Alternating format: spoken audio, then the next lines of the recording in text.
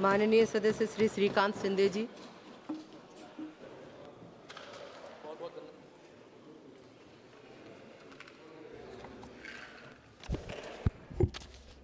बहुत बहुत धन्यवाद आपका कि आपने मुझे इस महत्वपूर्ण विषय पर अपनी बात रखने का मौका दिया।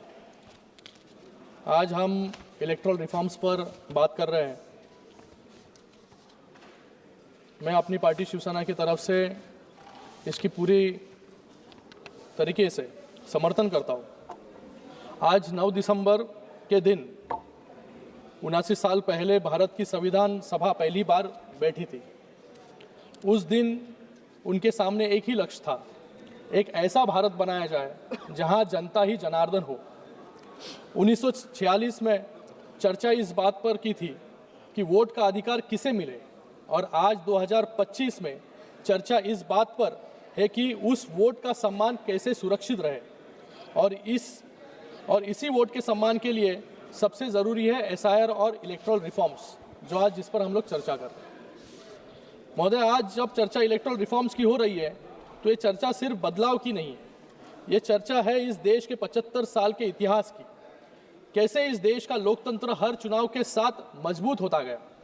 आज 9 दिसंबर है वो दिन जब इसी संसद में इस देश की संविधान सभा की सबसे पहले बैठक हुई थी, और आज 79 वर्षों के बाद उसी दिन हम इलेक्शन रिफॉर्म्स के बारे में चर्चा कर रहे हैं। आज अगर दुनिया भारत को लोकतंत्र की जननी मानता है तो उसका एकमात्र कारण हमारे चुनाव है।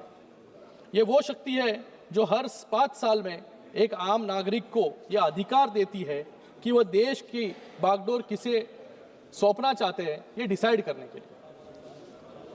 मैं नमन करता हूं हमारे संविधान निर्माताओं की उस सोच को जिन्होंने आज़ादी की पहली सुबह से हम सबको बराबर का अधिकार दिया।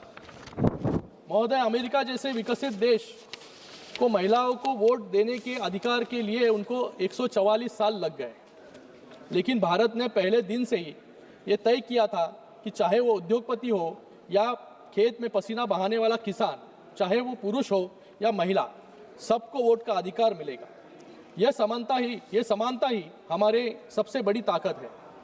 आज जब हम यहाँ इलेक्टोरल रिफॉर्म्स पर चर्चा कर रहे हैं तो हमें याद रखना चाहिए कि सिर्फ हम कुछ सांसदों को चुनाव जीतने या हारने के बारे में यहाँ पर चर्चा नहीं कर रहे हैं, हम चर्चा कर रहे हैं पूरी प्रक्रिया पर। यह चर्चा इस देश के 140 लोगों के भविष्य को सुरक्षित करने के बारे में है।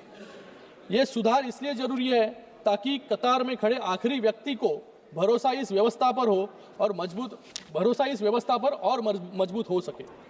यह चर्चा उन 140 करोड़ उम्मीदों के बारे में है जो हर 5 साल बाद इस भरोसे के साथ घर से निकलते हैं कि उनका एक वोट इस देश की तकदीर बदल देगा। हम बैलेट पेपर से ईवीएम तक आए। हमने हिंसा के उस दौर को भी पीछे छोड़कर आज उस दौर में कदम रखा है जहां कश्मीर की घाटियों से लेकर गढ़चिरौली के जंगलों तक रिकॉर्ड टर्नआउट वोटिंग होता है। जब एक 90 साल का बुजुर्ग और पहली बार वोट डालने वाला 18 साल का युवा एक साथ कतार में खड़े होते हैं, एक उद्योगपति भी उसी कतार में खड़ा होता है, एक खेती करने वाला किसान भी उसी कतार में खड़ा होता है, एक गरीब व्यक्ति भी उसी कतार में खड़ा होता है। यही हमारी लोकतंत्र की शक्ति है। महोदय, यहाँ पर मैं सुन रहा था सभी विपक्ष के साथियों को कि यहाँ पर लोकतंत्र कैसे बचाया जाए, इसके पाठ जो है सुबह से यहाँ पर शुरू है। लेकिन इतिहास गवाह है कि इस देश के 75 सालों के संसदीय इतिहास में आज तक केवल एक प्रधानमंत्री को हाईकोर्ट द्वारा इलेक्टोरल मैल प्रैक्टिसेस का दोषी मानकर सजा दी गई थी। उनका नाम था श्रीमती इंदिरा गांधी जी।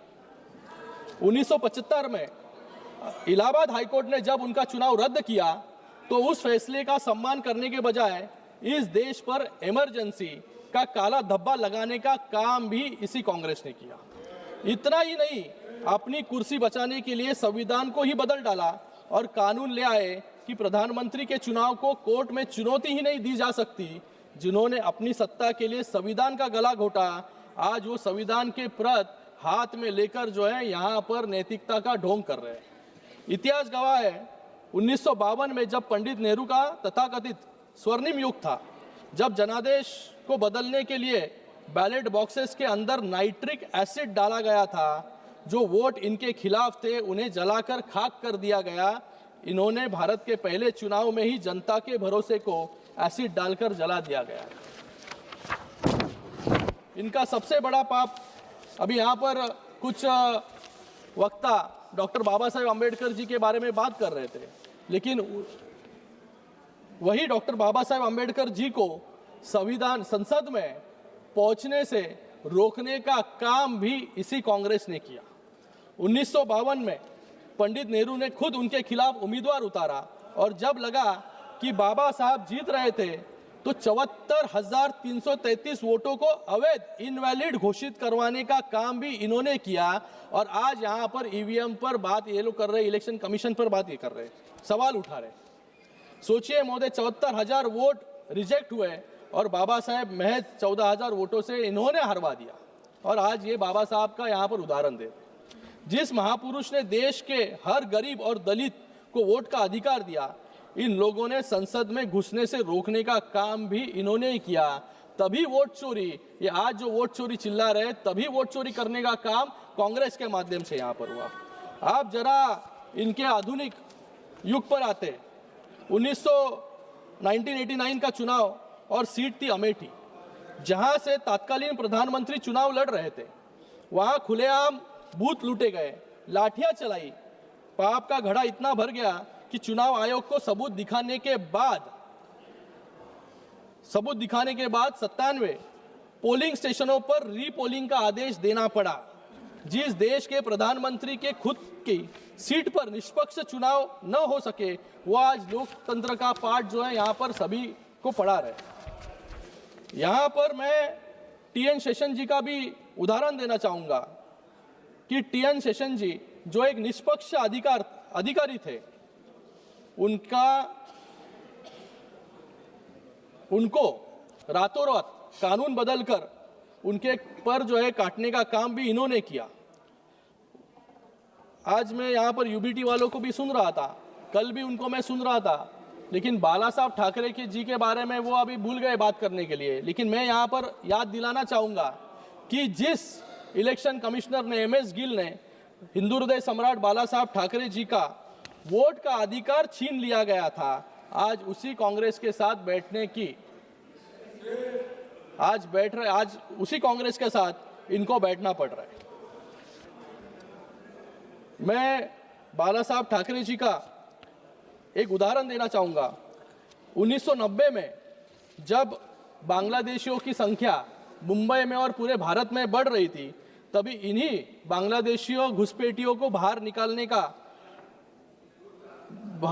की बात बाला साहब ठाकरे जी ने उस समय की थी। और आज SIR के बारे में भी SIR क्यों हो रहा है? आज SIR इसीलिए हो रहा है कि जो बांग्लादेशी आज जो रोहिंग्या आज इस देश में घुसे हैं, आज जो रोहिंग्या वेस्ट बंगाल में है, आज जो रोहिंग्या मुंबई में तो लाखों की संख्या में इनकी तादाद बढ़ी है। तो मुझे लगता है कि जो सुप्रीम कोर्ट ने भी कहा है, if they don't have legal status to stay in India, if an intruder comes, do we give them a red carpet welcome? What is the problem in sending them back? ये खुद supreme court ने कहा है। लेकिन इनको दिक्कत जो है इनकी वोट बैंक से है। इनको अगर बाहर निकाल दिया गया तो इनको वोट कौन देगा? यही इनकी सबसे बड़ी दिक्कत। इसलिए SIR का विरोध करने का काम यहाँ पर इन लोग कर रहे हैं। आज मिजोरम में सबसे ज्यादा अगर क्रिमिनल केसेस है तो 50% आपराधिक मामले जो है ये बाहरी लोगों से जुड़े हैं। आज मुंबई में लाखों की संख्या में घुसपैठियां यहाँ पर बांग्लादेशी घुसपैठियां हैं। इनको फिर से जो है बांग्लादेश में भेजने का काम जो है करना चाहिए। मैं यहाँ पर कुछ लोग कह रहे थे कि अनअपोज्ड इलेक्शंस, ये जो नगर पंचायत के इलेक्शंस यहाँ पर हुए महाराष्ट्र में, उस इलेक्शंस में कई अनअपोज्ड इलेक्शंस हुए। क्यों है अनअपोज्ड इलेक्शंस? क्योंकि इनके लोग खुद फॉर्म भरने गए नहीं, इसलिए अनअपोज्ड इलेक्शन जो है वहां पर नगर पंचायत में हुए। ये अरविंद सावंत जी, तुम्ही खरं सांगा, तुमचे किती लोक जे आहेत की तुमच्या कार्यकर्त्याचा प्रचार करण्यासाठी आले? आज एक कार्यकर्ताओं का इलेक्शन था नगर पंचायत का, इनका इलेक्शन हो गया। जब लोकसभा में इनको अच्छी वोटिंग मिली तब इनको ईवीएम पे से शिकायत नहीं थी। जब महाराष्ट्र में पूरे मेजॉरिटी के साथ सत्ता में फिर से महायुति की सरकार आई तब इनको ईवीएम दिखने लगा। लोकसभा के बाद तो इनको लगने लग गया था, लोकसभा के बाद इनको लगने लग गया तो अभी सरकार तो हमारी आ जाएगी महाराष्ट्र में, कौन मुख्यमंत्री, कौन मंत्री, कौन ये मंत्री, कौन ये सब इन्होंने डिसाइड कर लिया था। लेकिन महाराष्ट्र की जनता ने इनको इनकी सही जगह जो है दिखाने का काम यहाँ पर किया। और उस इलेक्शन के बाद अभी नगर पंचायत के चुनाव हुए। अरविंद सावंत जी आएगा, नगर पंचायत के चुनाव हुए। नगर पंचायत के चुनाव में जब एक कार्यकर्ता का चुनाव ये था, ये कार्यकर्ता के चुनाव में यूबीटी का कौन सा नेता एक नगर पंचायत के नगर अध्यक्ष के चुनाव के लिए खड़ा है, उसके इलेक्शन में गए और ये बात कर रहे हैं कि प्रचार के लिए गए। ये सब घर के मुंबई से बाहर निकले नहीं है और आज यहाँ पर बात कर रहे हैं कि अनअपोज्ड इलेक्शन का। नगर पंचायत के चुनाव में सिर्फ सत्ता पक्ष के जो लोग हैं वही इलेक्शन में दिख रहे थे, वही रैली कर रहे थे और यहाँ पर अनअपोज्ड इलेक्शन के बारे में बात यहाँ पर कर रहे हैं। तो मुझे यहाँ पर यह कहना है कि लोकसभा के बाद तो इनको पूरा भरोसा हो गया था कि महाराष्ट्र में तो अभी विपक्ष की सरकार आएगी, लेकिन महाराष्ट्र की जनता ने सही जगह इनकी दिखाई। फिर इनके एलओपी, फिर हमारे महाराष्ट्र के कुछ युवा नेता पावर पॉइंट प्रेजेंटेशन जो है लोगों के सामने लेके गए। पावर पॉइंट प्रेजेंटेशन दिखाने से कुछ नहीं होता। आप अगर उतना रिसर्च खुद की हार में अगर क्यों हारे इसके बारे में करते तो आपको जो है जवाब मिल जाता है यहाँ पर। तो जवाब देने का काम जो है सरकार जनता ने यहाँ पर किया है। तो मुझे यहाँ पर किसी पे ज़्यादा टीका टिप्पणी करनी नहीं है, लेकिन इनको, इनके नेताओं को, इनको खुद को भी समझना होगा कि जब भी स्थानीय चुनाव है या और कोई चुनाव है वहाँ पर नेताओं को जो है कार्यकर्ताओं के पीछे खड़ा रहने का काम, तभी तो जाके चुनाव जीतेंगे। इनके नेता तो जब चुनाव होते हैं तभी बाहर चले जाते हैं, ये चुनाव कैसे जीतेंगे? और चुनाव हारने के बाद ईवीएम पर दोष लगाने का काम, इलेक्शन कमीशन पर दोष लगाने का काम यहाँ पर कर रहे हैं। मैं यहाँ पर कुछ सुझाव जो है रखना चाहूँगा। एज टू कंटेस्ट, आज जिस युवाओं को 18 साल में वोट देने का अधिकार है, उसी युवा को आने वाले समय में इस लोकसभा का चुनाव हो, विधानसभा का चुनाव हो, लड़ने का अधिकार भी जो है 18 या 21 साल जो है करना अनिवार्य है। क्योंकि जो वोट देकर इतना बड़ा लोकतंत्र चुनने का काम करता है वहाँ पर उसका भी अधिकार है कि आने वाले समय में उसको भी एक सुविधा, अवसर जो है मिलना चाहिए। वन नेशन वन इलेक्शन पे हम लोग यहाँ पर बात कर रहे हैं कि आए हर साल मतलब 5 साल में इतने इलेक्शंस हो जाते हैं कि लोकसभा हुआ, फिर विधानसभा खत्म कराओ, विधानसभा, फिर नगर पंचायत, फिर महानगर पालिका, फिर जिला परिषद, ऐसे हमेशा जो है पूरे 5 साल इलेक्शन ही चलता रहता है। वन नेशन वन इलेक्शन पर सरकार काम कर रही है। मैं सरकार का भी धन्यवाद अदा करता हूँ कि जल्द से जल्द ये रिफॉर्म लेकर आए जिससे एक ही बार सभी इलेक्शंस जो है यहाँ पर हो। फिर उसी के साथ में कॉमन इलेक्टोरल रोल, हर इलेक्शन के लिए, लोकसभा के लिए एक अलग इलेक्टोरल रोल, विधानसभा के लिए एक अलग इलेक्टोरल रोल, नगर पंचायत के लिए अलग इलेक्टोरल रोल, म्यूनिसिपल कॉर्पोरेशन के लिए अलग, ये तो मानेंगे आप, म्यूनिसिपल कॉर्पोरेशन के लिए अलग इलेक्टोरल रोल। मुझे लगता है एक कॉमन इलेक्टोरल रोल सबके लिए, सभी इलेक्शंस के लिए होना बहुत ज़रूरी है। अभी हमारा महाराष्ट्र का चुनाव चल रहा है, उसके अंदर कई दिक्कतें, कई टेक्निकल डिफिकल्टीज जो है आई है। जब इलेक्टोरल रोल जो है वो सेपरेट किया जाता है तभी कई नाम जो है, यहाँ अभी टेक्नोलॉजी भी आ गई है इसलिए हमें पता चलता है, पहले जो है हमें फिजिकली ढूंढना पड़ता था। लेकिन इस पर भी आने वाले समय में धीरे धीरे जो है क्या हम लोग बदलाव कर सकते हैं, ये सिस्टम को और कैसे स्ट्रेंथन कर सकते हैं जिससे एक ही इलेक्टोरल रोल सभी इलेक्शंस के लिए हो। फिर उसे के साथ में सर मैडम रिमोट वोटिंग का अधिकार, जो प्रवासी मजदूर हैं, जो प्रवासी मजदूर अपना वोटिंग का अधिकार मतलब उनको वोट देने में दिक्कत होती है, उनके लिए एक रिमोट वोटिंग सिस्टम की व्यवस्था भी यहाँ पर करनी बहुत ज़रूरी है। और इसी के साथ में मैं आज इस इलेक्टोरल रिफॉर्म पर चर्चा करने का आपने मुझे मौका दिया। मैं सरकार का बहुत बहुत धन्यवाद यहाँ पर करता हूँ कि आज एक बड़ा रिफॉर्म जो है ये भारत देखने जा रहा है आने वाले समय में, और हमारा लोकतंत्र इससे मजबूत होगा। आपका सबका मैं महोदय आपका बहुत बहुत यहाँ पर धन्यवाद अदा करता हूँ।